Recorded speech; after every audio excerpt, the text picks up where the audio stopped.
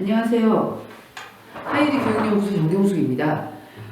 아직 구체적인 모집 전형이 발표되진 않았지만 2023학년도 9월 학기 서울대 글로벌 인재 특별 전형 2 12년 특례 의대 지원을 준비하는 친구들인 경우에는 벌써 이제 의대 면접 수업 대비반들이 막 오픈한 곳들이 있더라고요. 그래서 그런 면접을 어떻게 준비를 해야 되는지 이런 부분에 대해서 문의가 많으셔서 제가 이 부분을 좀 정리해 드리려고 합니다. 9월 학기나 3월 학기 마찬가지로 서울대 의대는 1차 면접 대상자가 발표가 됩니다. 그러니까 보통 예비 합격자 발표가 있고 예비 합격이 되면 실물 서류를 제출한 다음에 최종 합격자가 발표가 되는데 이 예비 합격이 거의 최종 합격이라고 보시면 큰 차이는 없습니다. 대신 IB 학생의 경우 프리딕 점수 때문에 9월 학기는 그 예비 합격인 경우 이제 컨디셔널 점수가 제시되기 때문에 이 점수가 충족이 안 됐을 경우에 물론 떨어질 수 있겠지만 그런 경우가 아니고는 이제 실물 서류를 제출하는 걸로 대조하는 경우에는 예비 합격자가 거의 최종 합격자라고 보시면 되는데 보통은 다 서류 전형 100% 합격자가 예비 합격 때 발표가 나지만 서울대 의대의 경우는 예비 합격 발표일 정확하게 4주 전 월요일이나 화요일쯤 학교에서 메일과 전화로 면접 대상자라고 연락이 오고 그 다음날 스카이프 테스트를 한 다음에 금요일쯤 다 같이 일괄적으로 면접이 진행이 되게 됩니다. 그래서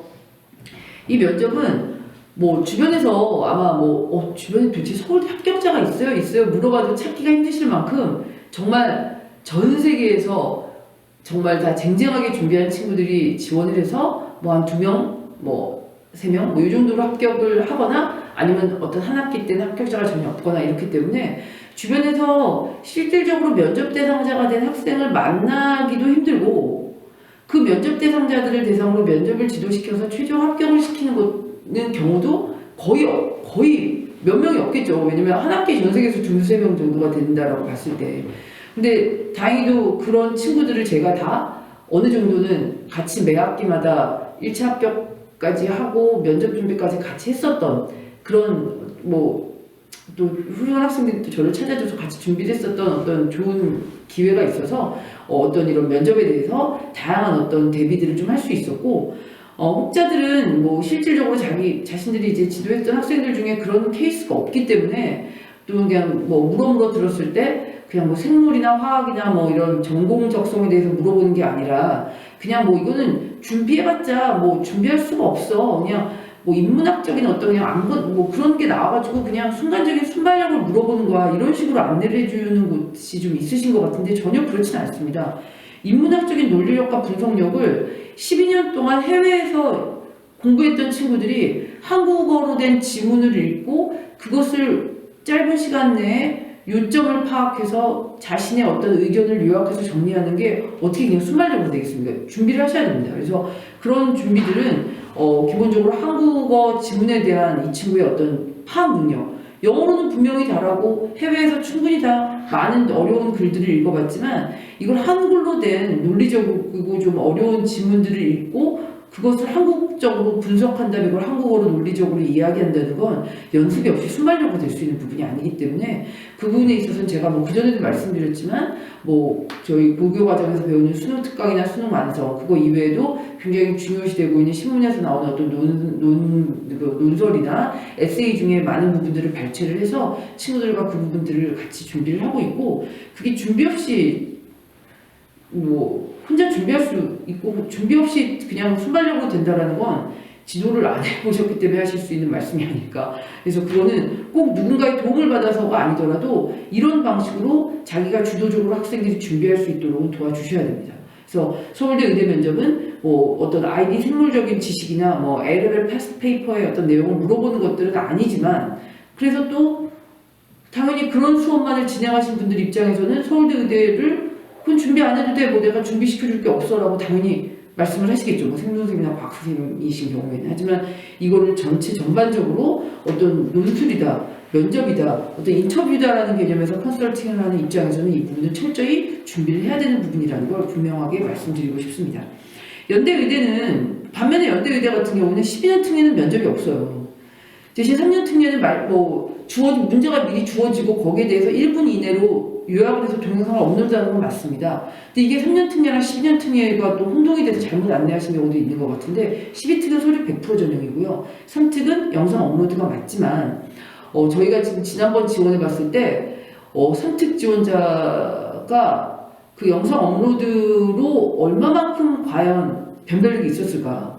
오히려 그 이전의 자소서와 성적 부분에서 이미 어느 정도는 합격자가 다 정해진 게 아닐까라고 저희가 판단할 정도로 굉장히 높은 수준의 학생이 합격을 했습니다. 그래서 그 부분은 이제 따로 제가 말씀드리기로 하고 10년 특례인 경우에는 서류 100%이기 때문에 따로 준비하실 건 없습니다.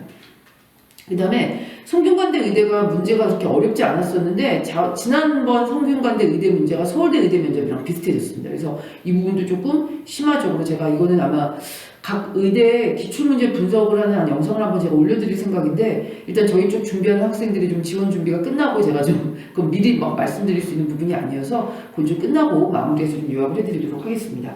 그다음에 한양대 의대의 경우에도 기본적으로 자소서에서 나왔던 본인이 이제 했었던 자소서에서 이야기했었던 어떤 그런 실험이나 이런 부분들에 대한 질문들이 있었고 방을 2개로 옮겨갔어요. 1번 방, 2번 방 수업을 했었고 2번 방인 경우에는 이제 지속 면접이었는데 그래프 분석력에 대해서 그래프를 보여주고 그래프의 X축을 기질 농도라고 보고 B축을 예를 들어서 뭐였더라? B축을 효소 작용의 어떤 그런 반응률이라고 봤을 때 왜 이런 모양이 나오지? 그러니까 그래프는 똑같습니다. 하나의 그래프를 주어주고 X축이 이거고 Y축이 이거라고 했을 때 이게 왜 그렇다고 생각해? 또는 반대로 또 X축이 예를 들어서 산소 내 그러니까 혈액 내의 산소의 압력이고 Y축이 예를 들어서 헤모글로빈의 어떤 산소 포화 정도라고 본다면 이 그래프가 왜 이렇지? 라고 해서 똑같은 그래프를 주고 X축, Y축의 값을 다른 걸 넣은 다음에 2개의 관계를 그 그래프의 그를 읽어내는 방식으로 설명하는 그런 게 나왔기 때문에 이것도 역시 IB 문제에서 아마 많이 풀어봤었던 문제일 거고 이것도 A레벨 패스트 페이퍼에서도 많이 다뤘던 문제입니다. 그래서 이런 부분들을 한양대에서는 또 지속 면접까지 좀 따로 준비를 해야 되기 때문에 이거는 지속 면접이 들어가 있고 아까 말한 서울대나 성대처럼 그런 인문학적 그런 분석은 또 좀 다른 문제였었습니다. 그래서 한양대도 그렇게 진행이 됐었고 그 다음에 이제 가천대의 경우 이제 가톨릭 관동대의 경우는 이제 아마 저희 쪽에서 한번 지원했던 친구가 떨어졌었고 아마 다시 2번째 준비해서 또 붙었었던 것 같은데 가톨릭 관동대 같은 경우에는 외국인하고 재외국민 전형 지원자들을 한꺼번에 같이 면접을 봐가지고 좀 논란이 좀 됐었던 그런 거였는데 1번 2가지의 문제를 주고 어떤 그 상황별로 토론을 하는 그런 식으로 주어졌었는데 약간 항암 치료를 받던 환자가 쓰러졌었고 의식이 없을 때 이때 어떻게 할 거냐 1년차 전공인이 이렇고 2년차 전공인 이런 데는 어떻게 할 거냐 이런 식으로 상황을 주고 논리적으로 답을 하는 그런 부분들을 봤기 때문에 가톨릭 관동대의 경우에는 그리고 이제 자소서 베이스도 물어봤고요. 그래서 가장 일반적인 면접으로 진행됐던 게 이제 가천대다 가톨릭 관동대 이런 곳이라고 보면 되고 가톨릭대도 이제 지속 면접이 되게 어렵게 나오는데 이건 3특, 12특 같이 시험을 봤었고 이건 제가 지난번에 말씀드렸던 것처럼 이제 굉장히 다양한 어떤 그런 생물학적 질문들로 학생들에게 좀 전문적인 어떤 질문을 했었던 곳입니다.